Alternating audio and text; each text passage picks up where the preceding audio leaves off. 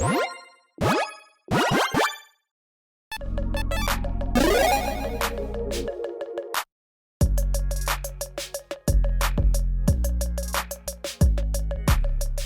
everyone, Mitch coming in for the Commander's Core studio. Welcome to the show. So on today's episode, I'm going to be taking you through the top commanders of 2024. Yeah, we had a lot of great commanders this year. Well, a ton of commanders in general, and which ones rise to the top? Well, I'll be taking you through the top 20 commanders. Which are the most popular? Which are the most played? Let's jump into them.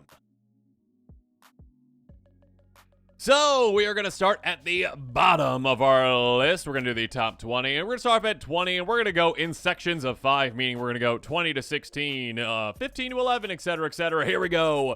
Omo, Queen of Asuva, is the 20th most popular commander this year with 6,427 decks to its name. Omo, Modern Horizons 3 commander, pre-con commander. All the words there made sense, I think. A 1/5 shapeshifter noble for 3 mana in Simic. Whenever it enters the battlefield or attacks, put everything counter up to 1 target land and up to 1 target creature. Every land that you have with everything counter on it is every land type, but it's other types. Each nothing creature is an everything counter on it is every creature type. Basically, hey, changelings and every land is every type, so you can just tap for all the mana. Now, when it comes to this kind of a commander, there's a lot of different directions you can go with it. It's a very unique commander. There's not really any other commander that's exactly like it. It is pretty broad in what you can do with it. And also, again, it is a pre-con commander, which does tend to give a little bit of a bump to commanders and how many decks they have to their name. This one, 6,427 decks to its name. And again, it's kind of like a Lord's Tribal commander. You can go in that direction. You're like, okay, everything's a changeling. Awesome. I can do a lot of really cool things with that. Like, like a zombie, like tap all wizards. Cool. Well, everything's a wizard now. Or like, hey, number of elves you control and play, like Priest Titania. Okay, I've got all the elves too. So you can do a lot of cool things with it. Very unique. Next up, another pre-con commander, Imanatu Veil Piercer. 6,575 decks to its name right now. A 2/4 human wizard for 4 mana in Esper. At the beginning of your upkeep, Surveil 2, and each enchantment card in your hand has Miracle. Its Miracle cost is equal to its mana cost, reduced by 4. Now, I've mentioned this, I think, essentially every single time I bring up this commander, but some players out there might not realize that, Miracle helps you not only save mana on the card, but also break timing restrictions. If you draw your first card on an opponent's turn and it's an enchantment, you can cast that right then and there because, it's allowing you to do that because of the miracle. So it doesn't matter if the card, again, doesn't have flash if it's an enchantment, potentially. You can still cast it there, and again, for reduced cost. So with each trip on the table, you can save up to, 16 mana and cast spells on your opponent's turns when you wouldn't normally be able to. It's a very cool, top-of-the-library manipulation enchantress commander. And again, yet another pre-con commander, so that's going to kind of give it a little bit of boost when it comes to the amount of decks that are going to be built around it typically. Moving on, though. Not a pre-con commander, and not even a rare commander, Arabella Abandoned Doll. 1/3 Ledger Artifact Creature Toy for 2 mana in Boros with some really creepy art. Every other doll has teeth, and then this one doesn't, but this is the scariest one out of them all. Whenever it attacks, it deals X damage to each opponent. You gain X life, or X is the number of creatures you control with power 2 or less. Kind of like tiny creature tribal, or just go wide with token tribal, essentially. Yeah, just get a lot of small creatures out into play, swing your heart out, get extra combat spells, and also maybe some damage doublers, damage triplers, double strike kind of things too. And of course have ways to take advantage of the life gain as well. It's a very interesting commander, and again, one that is uncommon, but anything but uncommon in what it does. A very cool design for a commander, and again, not a pre-con commander, but already has 6,680 decks to its name. Next up, back to a pre-con commander from Bloomborough, this time with Zinnia Valley's Voice, a 1/3 bird bard, because that's the thing with flying. That actually, birds do sing, right? But some of them have really obnoxious, songs. If there's a crow that was a bard, to be like, oh gosh, please, I'll pay you to stop. Anyways, 3 mana in Jeskai. Gets plus X plus 0, X the number of other creatures you control at base power 1, so tiny creatures help it. That being said, of course, creature spells you cast have Offspring 2, Initial 2 as you cast the creature spell. If you do, you copy it, but that's a 1/1. So again, even if you don't build around the, hey, get small creatures in play and just make this thing hit for a ton, you don't really have to, because it's okay, I'm already making some 1/1s, so it's going to help this out itself. That being said, what you typically build around with this is, hey, I've got a creature that I'd like a second copy of. Maybe it's got a great ETB, a great trigger, a great LTB, or maybe it's just like a really cool card. You're like, you know what? I want 2 of that creature. Pay an extra 2 mana. You get it. It's a tiny little one, but that's okay. You can also utilize populate effects to really use and abuse those. But yeah, it's a very cool pre-con commander that really took off. 6,988 decks to its name. Good enough for 17th place. And the final commander of this section, again, 20 through 16, is Ygritte, Eater of All. 7,562 decks, not a pre-con commander, but a mythic card, and with mythic proportions of what it does. A 6/6 elemental cat for 5 mana in Golgari. Ward, sacrifice a food. Other creatures are food artifacts, just other types. Have pay 2 tap, sacrifice is permanent, you gain 3 life. Where a food is put in a grave on the battlefield, you get 2 counters on it. This is one that, again, is incredibly unique and kind of changes the way that the game works. It changes one of the inherent rules of the game. It's like, hey, you might not be playing artifact creatures, but now you are. All the creatures are artifacts to Ygritte because I will eat you. And so because of that now, you turn certain board wipes into like one-sided crazy board wipes for you. That like normally would just be like, okay, I destroy all the artifacts. And people are like, well, okay, I'm not playing an artifact deck, but oh, you took out my arcane signet. Mean. But with this, it's like, no. All your creatures are artifacts too. Oh, okay, so you're just like destroying the board, all right? All the creatures are gone.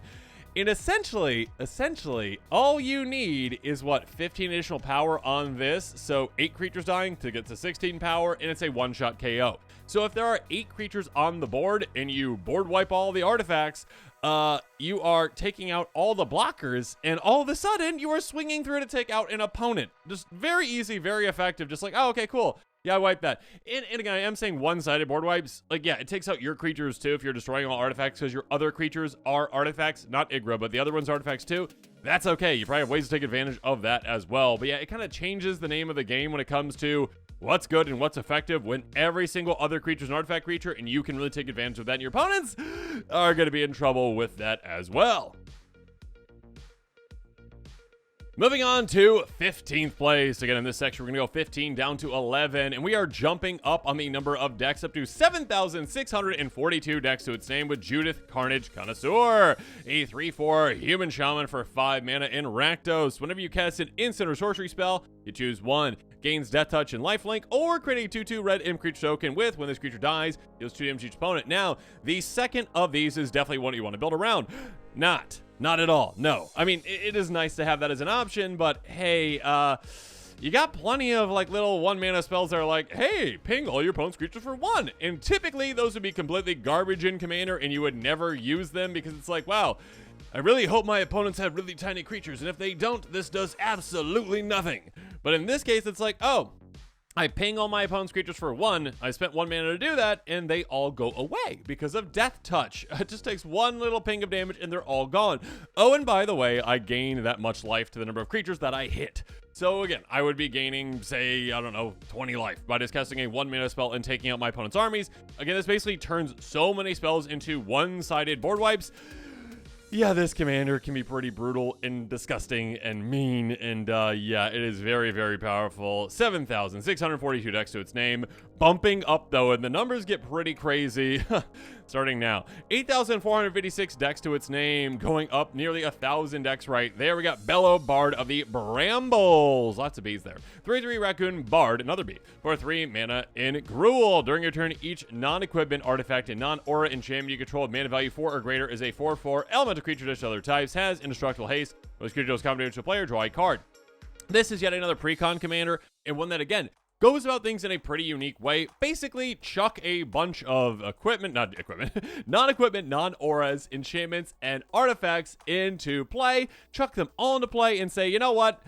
Do you cost 4? Cool. Now you can help me. You can help me. Swing as a 4/4, and also you get through, I draw some cards. So card advantage can be paramount in this kind of a deck, this kind of a build. You might just focus on one. You might focus on the other when it comes to artifacts versus enchantments. But yeah, you can just say, you know what, let's get a lot of high value 4 mana artifacts and enchantments in play and get a lot of combats with them. A lot of card draw and ways to take advantage of that too. Moving on to a disgusting commander, 8,484 decks to its name, Stellarly Wildcard. I can't believe they made this into a pre-con commander. Usually they don't put the most broken commander of the year, spoiler alert maybe, as a pre-con, but here you go. 2/4 Human Rogue for 3 mana in Is It. When you cast your second spell each turn, exile the top card of your library until the end of your next turn. You may play that card. You really don't need to take advantage of that, but yeah, it's nice to have. That being said, tap, copy target, in sorcery spell you control. You choose targets for the copy. Active on if you cast 3 or more spells this turn. Not really that hard of a requirement to meet at all. Basically, hey, cast any spell that says untap a creature, and you can go basically infinite with it, essentially. And yeah, if it's Dramatic Reversal, congratulations. You got infinite mana if you've got, like, say, a Mana Rock in play. If you've got, like, you know, Cerulean Wisps, you're drawing your entire deck. There's plenty of cards that you can take advantage of by getting an absurd number of copies of. There's Magecraft triggers as well. This is maybe one of the easiest precons to upgrade and make absurd just by literally being like, oh, okay, cool. I go get Dramatic Reversal type cards and throw them in the deck, and therefore my deck is now absurd. So there's a reason why this incredibly powerful commander that is a precon commander is quite popular. Speaking of popular precon commanders, Velgavoth at 12th place, Harrower of Souls, 8,567 decks to its name, a 4/4 Elder Demon for 4 mana in Rakdos Flying Ward, pay 2 life, so a little bit of protection there. When an opponent loses life for the first time during each of their turns, you put a counter on it and draw a card.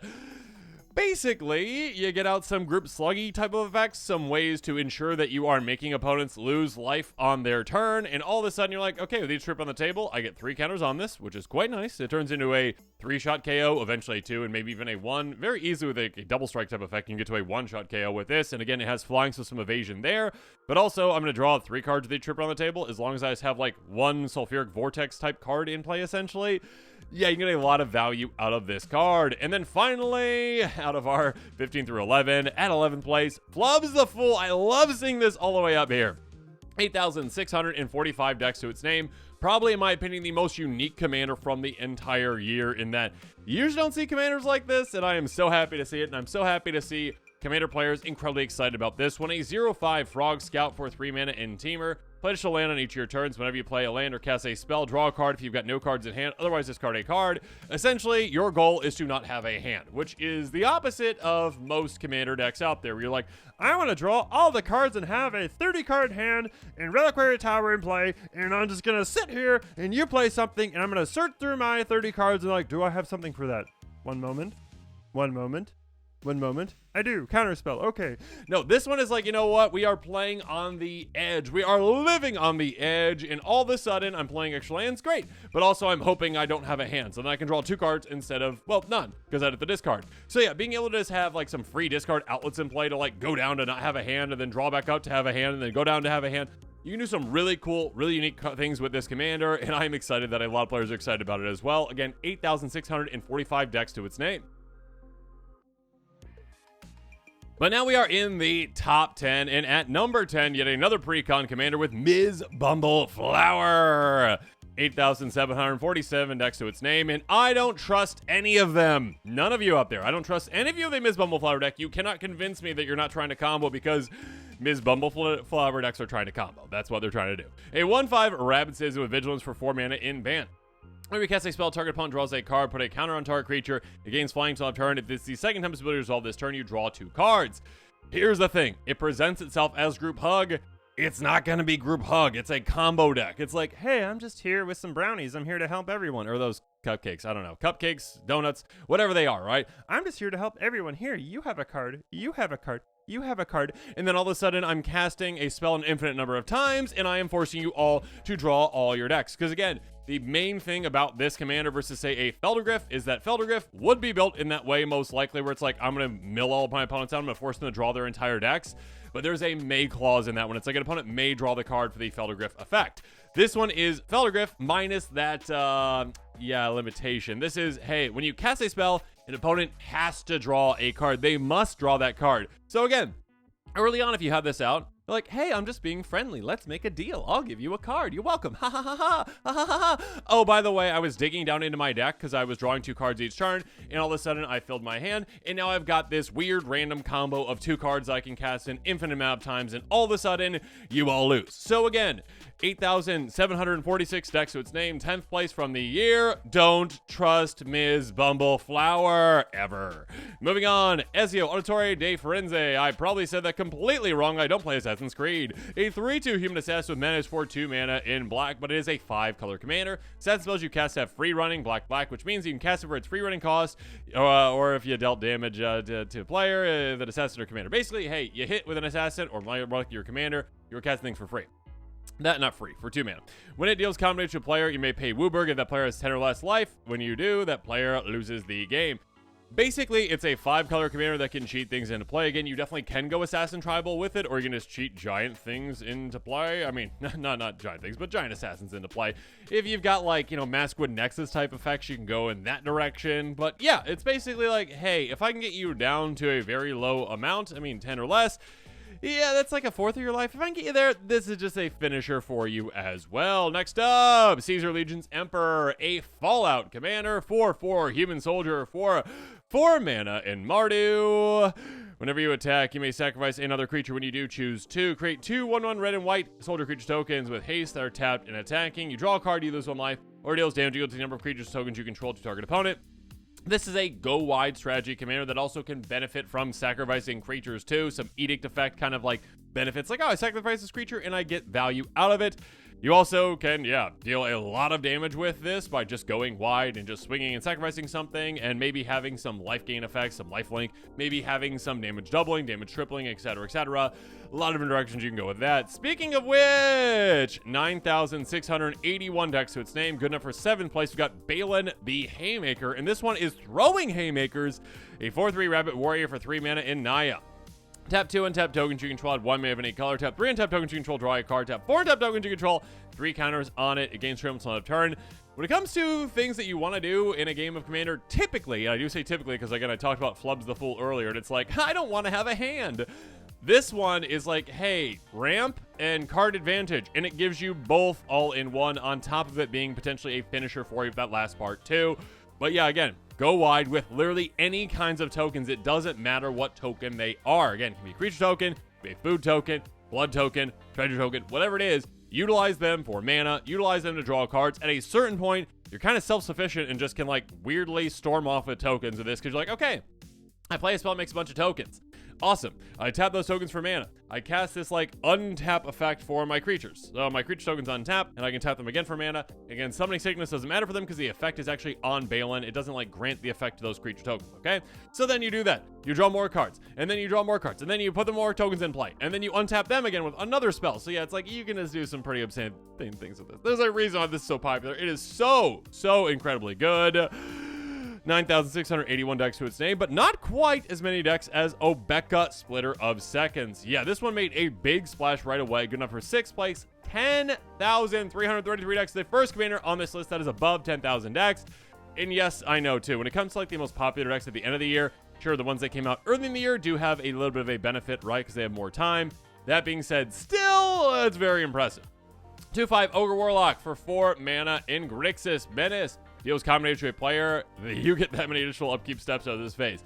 It is like, hey, you know what? We are going to give a home to players that like building around upkeep triggers, essentially. Yeah, those triggers, you know, that all of us essentially forget a lot of the time. Well, if you're building an entire deck around them, you're probably not going to be forgetting them, especially when you're like, you know what? Obeka hits, and I get this many. Again, at a base level, it's 2 extras, which is crazy, because, again, it's based off the damage dealt.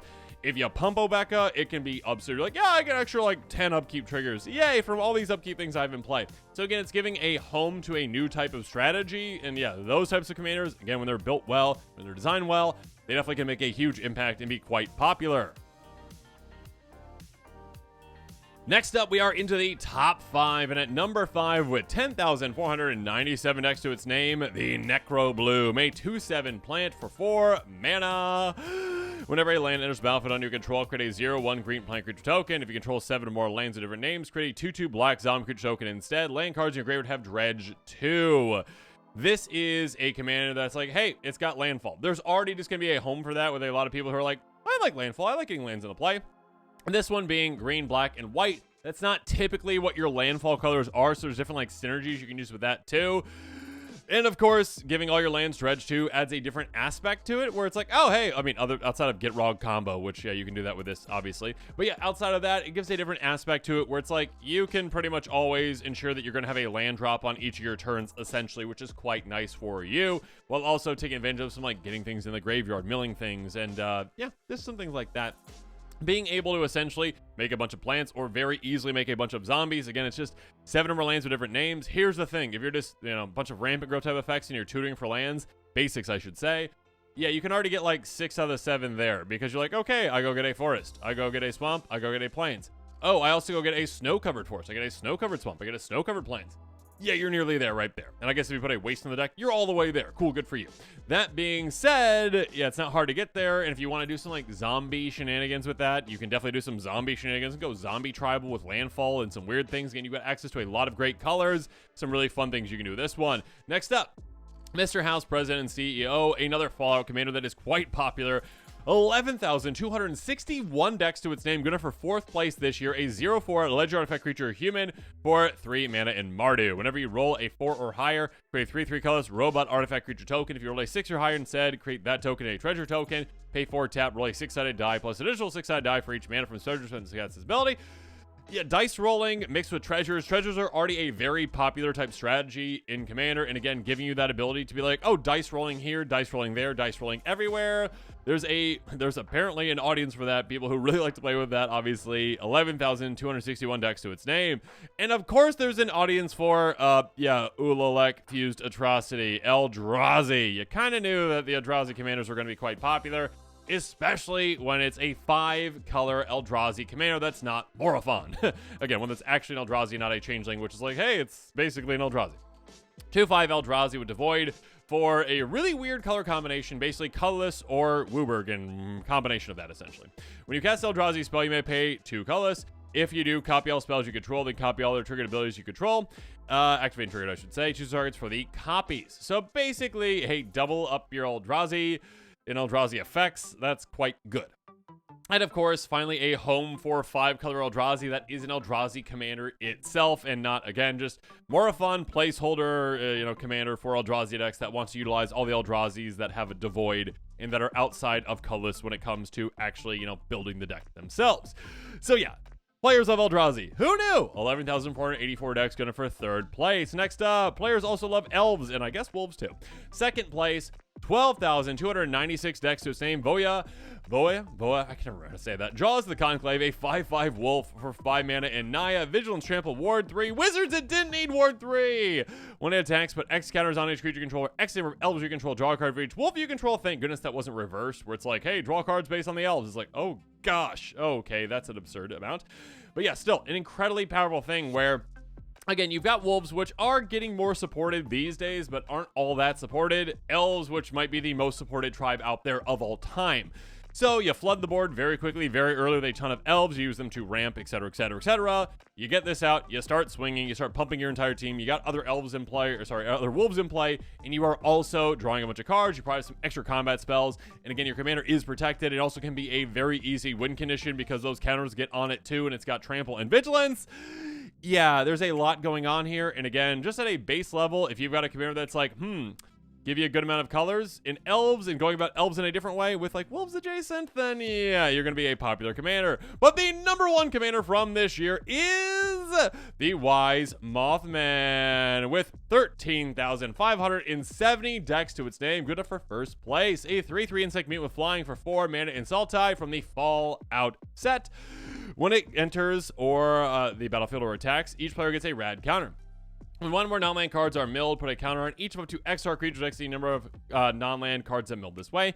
This is a commander that goes about milling in a unique way and kind of like turns like milling into a win strategy in a different kind of way where it's also like draining opponents at the same time too, while also building up a board of quite large creatures. Again, a counter on each of to X creatures X the number of non-land cards milled this way. You can just actually go wide with like milling and like punishing opponents as well at the exact same time and taking advantage of rad counters in your own ways. with 3 of the most popular colors out there. Probably the most popular 3-color combination out there when it comes to Commander. The Wise Mothman again, 13,570 decks to its name. Good enough for first place, the most popular Commander from 2024. And with that, this episode is coming to a close. As always, comment below with your thoughts on it. And of course, as always, thanks again and have a good one.